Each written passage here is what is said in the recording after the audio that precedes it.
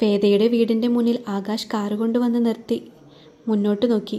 ശേഷം ഒരു പുഞ്ചിരിയോടുകൂടെ വേദയും ആകാശും കാറിൽ നിന്നും ഇറങ്ങി വീടിൻ്റെ മുന്നിലേക്ക് നടന്നു ചെന്നു. പുറത്ത് പതിവില്ലാതെ കാറിൻ്റെ ശബ്ദം കേട്ടാണ് മുരളി പുറത്തേക്കിറങ്ങി വന്നത്. മുന്നിൽ നിൽക്കുന്ന മകളെയും ഭർത്താവിനെയും കണ്ട് അയാൾ ഞെട്ടിപ്പോയി. അപ്പോഴേക്കും ലീല അവിടേക്ക് വന്നിരുന്നു. മകളെ കെട്ടിച്ചു വിട്ടതിൽ പിന്നെ ആദ്യമായിട്ടാണ് വേദ വീട്ടിലേക്ക് വന്നത്. ആ സന്തോഷം വേദയ്ക്ക് നല്ല പോലെയുണ്ടായിരുന്നു. മോളെ വേദ, മുരളി വിളിച്ചു. വേദ ചെന്ന് അച്ഛനെയും അമ്മയെയും കെട്ടിപ്പിടിച്ച് ഒന്ന് ചുംബിച്ചു. ആകാശ് ഒരു ചിരിയോടെ അവിടെ നിന്നു. മോനെന്താ അവിടെ നിന്നത്? ഇങ്ങ് വാ, മുരളി വിളിച്ചു.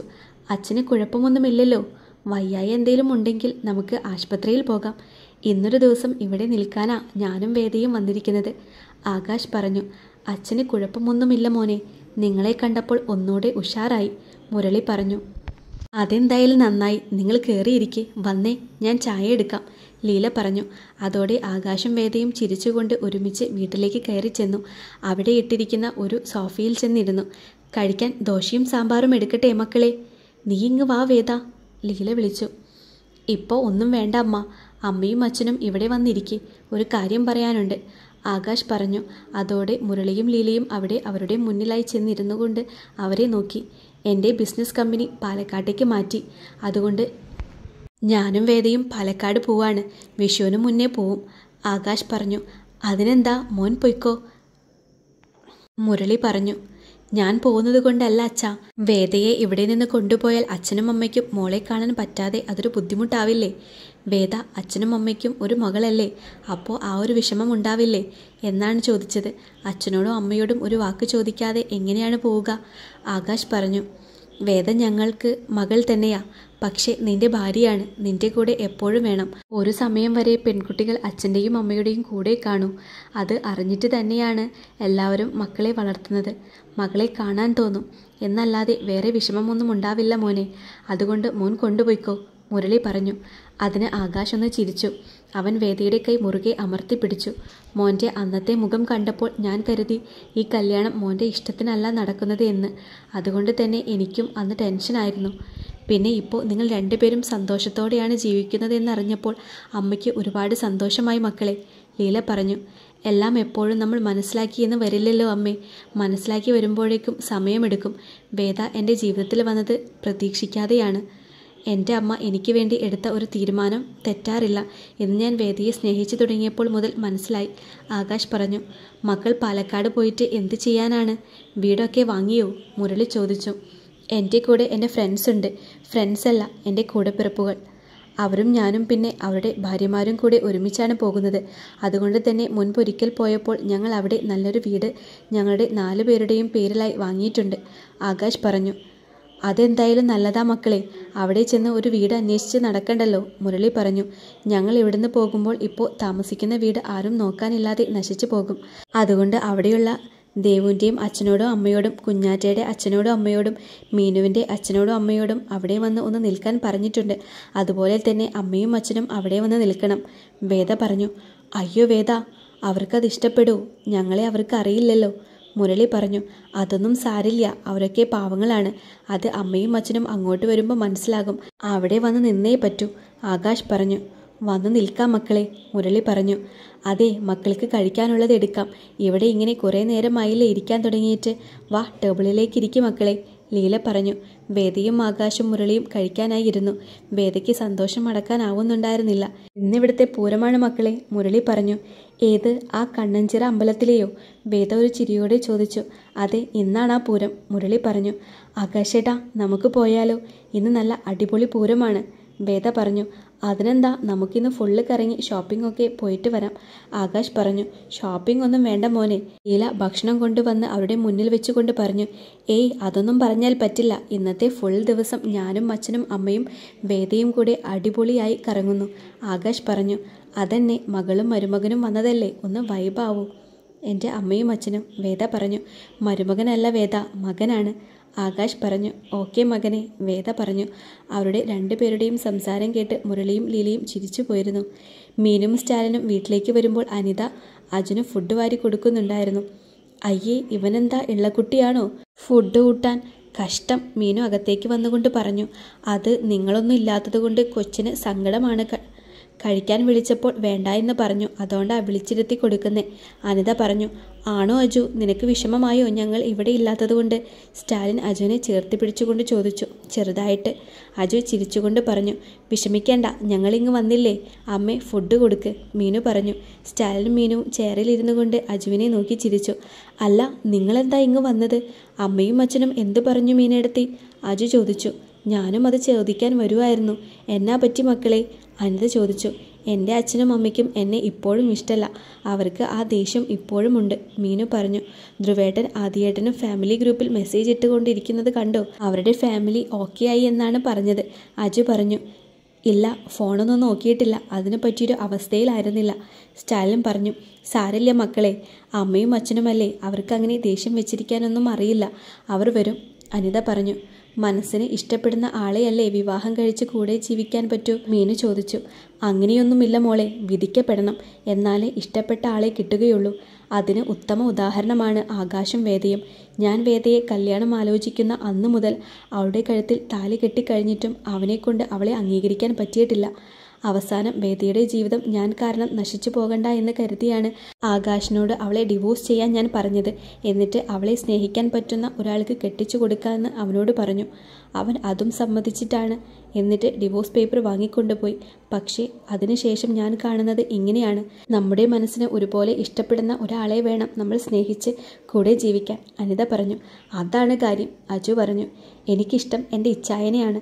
മറ്റാരേക്കാളും എനിക്ക് ഇമ്പോർട്ടൻ്റ് എൻ്റെ ഇച്ചായനാണ്. അവരൊന്നും വന്നില്ലെങ്കിലും എനിക്കൊരു കുഴപ്പവുമില്ല, മീനു പറഞ്ഞു. അങ്ങനെയല്ല മോളെ, അച്ഛനും അമ്മയും വരും. അവർ ഇപ്പോഴും ദേഷ്യം കാണിക്കുന്നത് വിഷമം കൊണ്ടാണ്. അതൊക്കെ മാറും, അനിത പറഞ്ഞു. അച്ഛൻ്റെ ദേഷ്യം അങ്ങനെയൊന്നും മാറില്ല. അച്ഛന് നല്ലതുപോലെ ഈഗോ ഉണ്ട്. അതുകൊണ്ടാണ് എൻ്റെ ഏട്ടനോട് മിണ്ടാത്തത്. അച്ഛനൊന്ന് ചേർത്ത് പിടിച്ചാൽ തീരാവുന്ന ഒരു വിഷമമേ ഉണ്ടായിരുന്നുള്ളൂ ഏട്ടന്. പക്ഷേ അച്ഛൻ അങ്ങനെ ഒരു വട്ടം പോലും ചെയ്യാൻ ശ്രമിച്ചില്ല. അമ്മ മരിച്ചപ്പോൾ ഒറ്റയ്ക്കായി പോയ കുട്ടിയുടെ വിഷമം അറിയാത്ത ആളൊന്നും അല്ലല്ലോ അച്ഛൻ. എന്നിട്ടും ഒരു വട്ടം പോലും അച്ഛൻ ഏട്ടനെ തിരിഞ്ഞു നോക്കിയില്ല. വെറും ഈഗോ ആണ്. മകൾ ഇഷ്ടപ്പെട്ട ആളെ വിവാഹം കഴിച്ചു. എന്തിനാ ഇങ്ങനെ അകറ്റി നിർത്തുന്നത്? അതിന് മാത്രം തെറ്റാണോ ഞാൻ ചെയ്തത്? അംഗീകരിച്ചു തരാനുള്ള മടി, അതാണ് കാരണം. എന്നെയും എൻ്റെ ഏട്ടനെയും അകറ്റി നിർത്തി അവർ ഒറ്റയ്ക്ക് ജീവിക്കട്ടെ, എനിക്ക് ഒരു കുഴപ്പവുമില്ല, മീനു പറഞ്ഞു. അനിതയ്ക്കും അജുവിനും ഒന്നും പറയാനുണ്ടായില്ല. ഒരു മൗനം അവിടെ തളം കെട്ടി നിന്നു. ഞാൻ ഡ്രസ്സ് മാറിയിട്ട് വരാം അനിയമ്മേ, ഇവനെ വാരിക്കൊടുത്ത പോലെ എനിക്കും തരണേ, മീനു പറഞ്ഞു.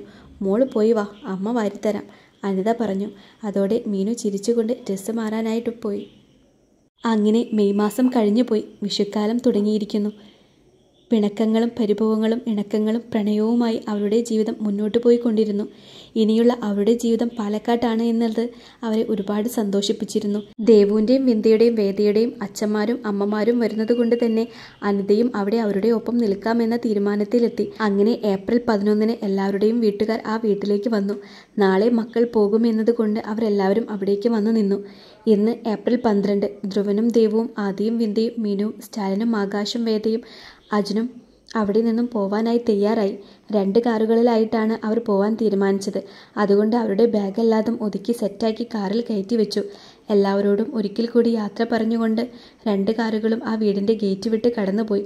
ഒരു കാറിൽ ധ്രുവനും ആദിയും ദേവുവും വിന്ദയും, മറ്റേ കാറിൽ അജുവും സ്റ്റാലിനും ആകാശും മീനുവുമാണ് ഉണ്ടായിരുന്നത്. അവർ വൈകുന്നേരം പുറപ്പെട്ടതുകൊണ്ട് തന്നെ പിറ്റേ ദിവസം രാവിലെയാണ് അവർ പാലക്കാട് എത്തിയത്. കൊല്ലങ്കോട് എന്ന ഗ്രാമത്തിലെത്തിയപ്പോൾ തന്നെ കുറേ വർഷം പിന്നോട്ട് പോയ പോലെ ഒരു അനുഭൂതിയാണ് പെൺപിള്ളേർക്ക് തോന്നിയത്. അവർ വാങ്ങിയ വീടിൻ്റെ മുന്നിൽ ആ 2 വണ്ടികളും ഒരേ സമയം വന്നു നിന്നു. പെൺപിള്ളേർ ആദ്യം തന്നെ വണ്ടിയിൽ നിന്നും ചാടിയിറങ്ങി, കൂടെ അജുവും.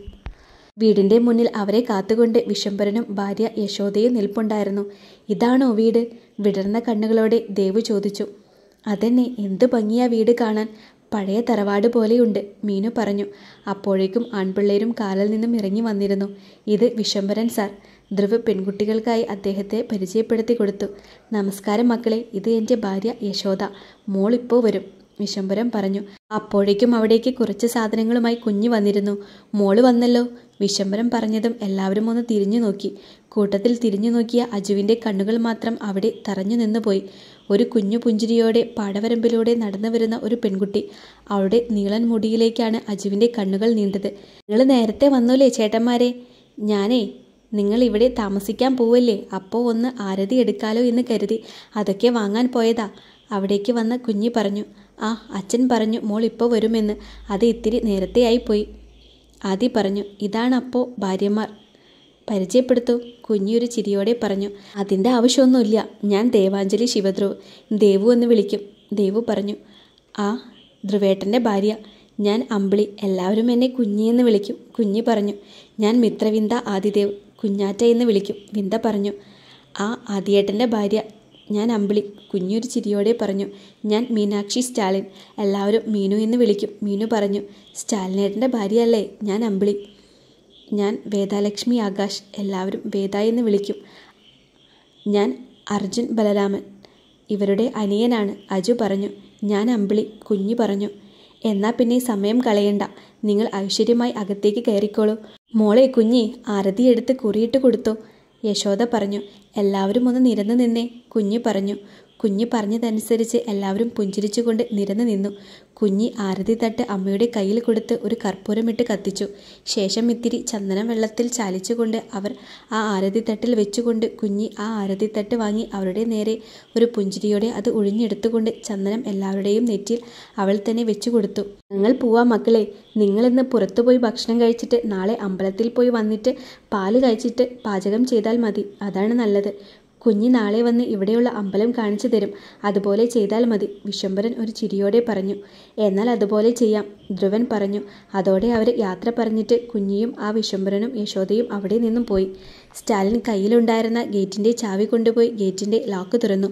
ധ്രുവും ആദിയും കൂടെ ഗേറ്റ് മുന്നോട്ട് തള്ളി തുറന്നതും എല്ലാവരും അകത്തേക്ക് കയറി. ദേവുവിൻ്റെയും വിന്ദയുടെയും മീനുവിൻ്റെയും വേദയുടെയും അജുവിൻ്റെയും കണ്ണുകൾ വിടർന്നു. ഇത്രയും അടിപൊളി വീടോ? ഇതാരാ കണ്ടുപിടിച്ചത്? ഒരു നാടൻ ലുക്ക് തന്നെ ഉണ്ടല്ലോ. അജു പറഞ്ഞു. സ്റ്റാലിനാണ് ഇങ്ങനെയൊരു വീടുണ്ട് എന്ന് പറഞ്ഞത്. അവന് എബിൻ പറഞ്ഞു കൊടുത്തതാ. ധ്രുവ് പറഞ്ഞു. എന്തായാലും സൂപ്പറായിട്ടുണ്ട്. ദേവു പറഞ്ഞു. ഇങ്ങനെയുള്ള തറവാടുകൾ പാലക്കാട് മാത്രമേ കാണാൻ കിട്ടൂ. മീനു പറഞ്ഞു. വാതിൽ തുറക്കുന്നില്ലേ? വിന്ദ ചോദിച്ചു. സ്റ്റാലിൻ ധ്രുവൻ്റെ കയ്യിൽ ചാവി കൊടുത്തുകൊണ്ട് ഒരു ചിരിയോടെ അവനോട് തുറക്കാൻ പറഞ്ഞു. അതോടെ ധ്രുവൻ ചെരിപ്പഴിച്ചിട്ട് ആ വീടിൻ്റെ പടി കയറി വാതിലിൻ്റെ ലോക്ക് തുറന്നു. സ്റ്റാലിനും ആകാശം കൂടെ വാതിൽ മുന്നോട്ട് തുറന്നു. പെൺപിള്ളേർ എല്ലാവരും അകത്തെ ഹാളിലേക്ക് കയറി. ഒരു 4 ബെഡ്റൂമിൻ്റെ വലുപ്പമുള്ള ഹാളായിരുന്നു അത്. കുറെ പാക്ക് ചെയ്ത കാർട്ടൂൺ ബോക്സുകളും കവർ പൊട്ടിക്കാത്ത സോഫയും ഇരിപ്പുണ്ടായിരുന്നു. ഇതൊക്കെ എന്താ ഇച്ചായ? മീനു ചോദിച്ചു. ഇതൊക്കെ നമുക്കുള്ള സാധനങ്ങളാണ്. ഇനി ഇതെല്ലാം പൊട്ടിച്ച് ഒതുക്കി വെക്കണം. സ്റ്റാലിൻ പറഞ്ഞു. അങ്ങനെയാണെങ്കിൽ ആ പരിപാടി നമുക്ക് ഇപ്പോൾ തന്നെ തുടങ്ങാം ചാച്ച. ദേവു പറഞ്ഞു. അതന്നെ, എന്നിട്ട് കുളി കഴിഞ്ഞ് നമുക്ക് ഫുഡ് കഴിച്ച് വരാം. നാളെ അമ്പലത്തിൽ പോയി വന്നിട്ട് വൃത്തിയാക്കി എടുക്കാൻ പറ്റില്ലല്ലോ. വേദ പറഞ്ഞു. അങ്ങനെയാണെങ്കിൽ ക്ലീനിങ് പരിപാടി തുടങ്ങാമല്ലേ ആദി? ധ്രുവൻ ചോദിച്ചു. അതെ, സെറ്റ്. ആദ്യം പറഞ്ഞു. അങ്ങനെ ദേവുവും മീനുവും കൂടി ആ ഹാള് മുഴുവൻ അടിച്ചു വാരിയെടുത്തു. വിന്ദയും വേദയും കൂടെ അവിടെയുള്ള മാറാലയെല്ലാം ഒരുപോലെ അടിച്ചു കളഞ്ഞു. ധ്രുവനും ആദിയും കൂടെ ഹാളിൻ്റെ ജനലിൻ്റെ അവിടെ ഒരു കർട്ടൻ ഇട്ട് സെറ്റാക്കി. സ്റ്റാലിനും ആകാശം ചേർന്ന് സോഫയുടെ കവറെല്ലാം അഴിച്ചു പൊട്ടിച്ച് അത് ജനലിനോട് ചേർത്തിട്ടു.